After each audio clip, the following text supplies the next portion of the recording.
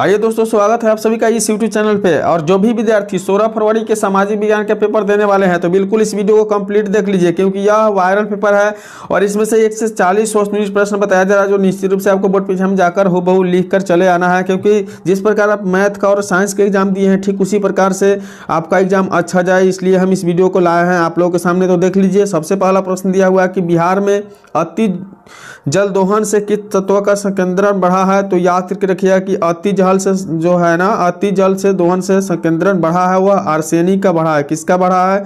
Arsenic का। अगली प्रश्न 2 नंबर प्रश्न दिया हुआ है कि चिपको आंदोलन का प्रवर्तक कौन है। तो चिपको आंदोलन का प्रवर्तक सुंदरलाल बहुगुणा है। और चिपको आंदोलन क्यों किया गया था? तो पेड़ को काटने से बचाने के लिए किया गया था। ठीक है, अगली प्रश्न देख लीजिए, तीसरा नंबर प्रश्न दिया हुआ है कि निम्न में कौन अनवीकरणीय संसाधन है। कौन जो संसाधन है वह अनवीकरणीय है, बताना है। इसकी सही उत्तर जो है आपका ऑप्शन बी बिल्कुल करेक्ट है। जीवाश्म ईंधन आपका जो है ना अनवीकरणीय संसाधन है। अगली प्रश्न 4 नंबर प्रश्न दिया हुआ है कि भारत में प्रथम जल विद्युत संयंत्र की स्थापना कहाँ हुई है। तो भारत में जो प्रथम जल विद्युत संयंत्र की स्थापना की गई है ना, वह याद करके रखिएगा कि शिव समुद्रम में किया गया है। कहाँ किया गया है? शिव समुद्रम में। अगली प्रश्न 5 नंबर प्रश्न देखिए, इंपोर्टेंट प्रश्न, वायरल पेपर आपके बोर्ड परीक्षा का दिया हुआ है कि बिहार का सर्वाधिक जनसंख्या घनत्व वाला जिला कौन सा है। तो बिहार का सबसे ज्यादा घनत्व वाला जिला है, याद करके रखिएगा, आपका पटना। कौन सा? पटना। चलिए अगली प्रश्न देखिए, 6 नंबर प्रश्न दिया हुआ है कि भारत में मुख्यतः किस प्रकार के कोयला पाए जाते हैं। भारत में मुख्यतः किस प्रकार के कोयला पाए जाते हैं, याद करके रखिएगा कि बिटुमिनस। क्या है? बिटुमिनस जो कोयला है भारत में पाए जाते हैं। अगली प्रश्न देख लीजिए, दिया हुआ है, देख पा रहे हैं आप लोग। अगली प्रश्न दिया हुआ है 7 नंबर प्रश्न की भारत में सर्वाधिक वर्षा वाला स्थान कौन है। मौसिनराम। क्या है? मौसिनराम जो है भारत में सर्वाधिक वर्षा वाला स्थान है। अगली प्रश्न 8 नंबर प्रश्न दिया हुआ है कि बिहार की प्राचीनतम नदी घाटी परियोजना है। तो बिहार का प्राचीनतम नदी घाटी परियोजना कौन है?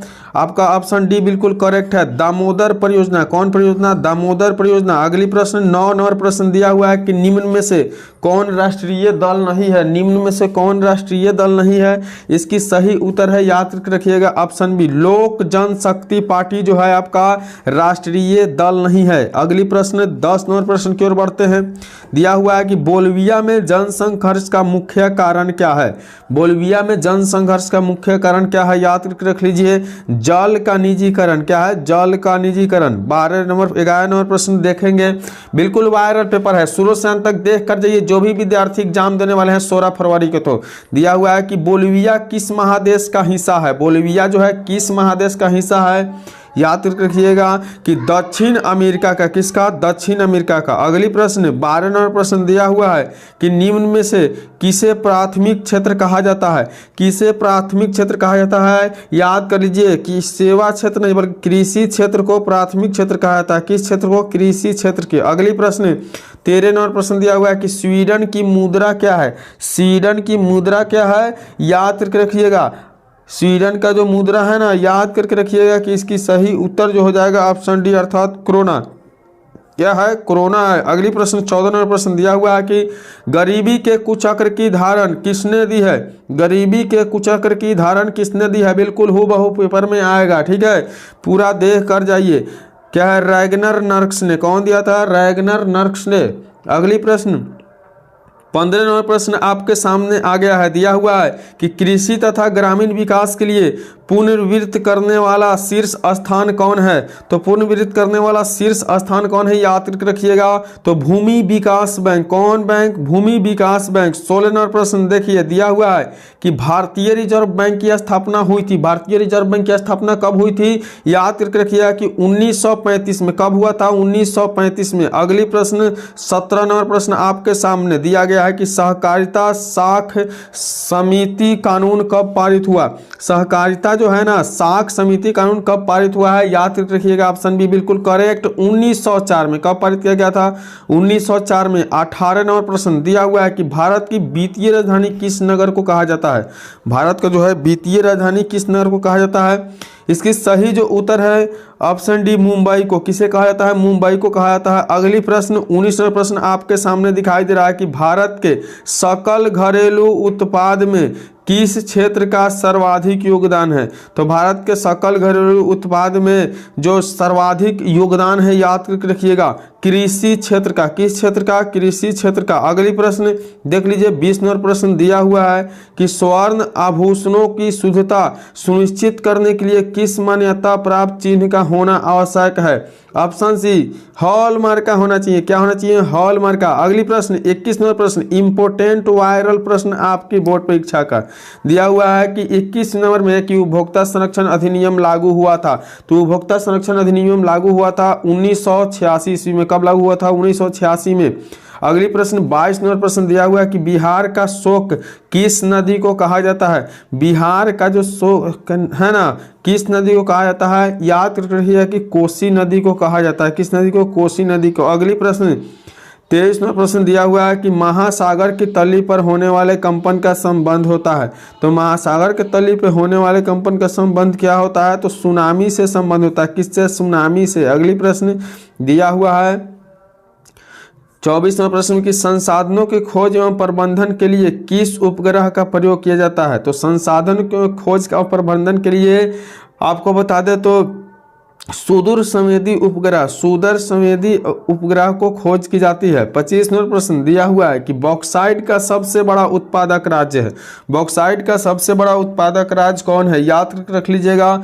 ऑप्शन बी बिल्कुल करेक्ट, उड़ीसा जो है आपका बॉक्साइट का सबसे बड़ा उत्पादन राज्य है। अगली प्रश्न, सूचना का अधिकार कानून कब लागू हुआ? सूचना का अधिकार कानून कब लागू हुआ? याद रखिएगा 26 का जो है बी अक्षर, मतलब 2005 में बिल्कुल लागू हुआ है। अगली प्रश्न, नेपाल के साथ भारत के किस राज्य की सबसे लंबी सीमा है? तो नेपाल के साथ जो है ना सबसे लंबी सीमा है उत्तर प्रदेश का। किसका? उत्तर प्रदेश का। अगली प्रश्न 28 नंबर प्रश्न दिया हुआ है कि भारतीय जनता पार्टी के प्रथम अध्यक्ष कौन थे? भारतीय जनता पार्टी के प्रथम अध्यक्ष कौन थे? याद करके रख लीजिएगा कि इसकी जो सही उत्तर है ना बिल्कुल करेक्ट, वह 28 का बी अर्थात अटल बिहारी वाजपेयी जी ने भारतीय जनता पार्टी के प्रथम अध्यक्ष थे। अगली प्रश्न देखिए 29वां प्रश्न, पंचायतों में महिलाओं के लिए कितना प्रतिशत आरक्षित है? तो पंचायतों में महिलाओं के लिए आरक्षित किया गया है ना, बिल्कुल याद करके रखिएगा 50%। कितने? 50%। अगली प्रश्न 30 नंबर प्रश्न दिया हुआ है कि राज्य वित्त आयोग का गठन किया जाता है। राज्य वित्त आयोग का गठन किया जाता है। सही उत्तर देख लीजिए 30 का ऑप्शन डी बिल्कुल करेक्ट, इनमें से सभी। किसका? इनमें सभी का। चलिए अगली प्रश्न 31 नंबर प्रश्न दिया हुआ है कि बिहार में सर्वप्रथम नगर निगम की स्थापना कहाँ की गई थी? तो बिहार में सर्वप्रथम नगर निगम की स्थापना जी थो ना कहाँ किया गया था? तो पटना। याद करके रख लीजिएगा कि पटना में किया गया था। अगली प्रश्न 32 नंबर प्रश्न, बिहार में छात्र आंदोलन का नेतृत्व किसने किया था?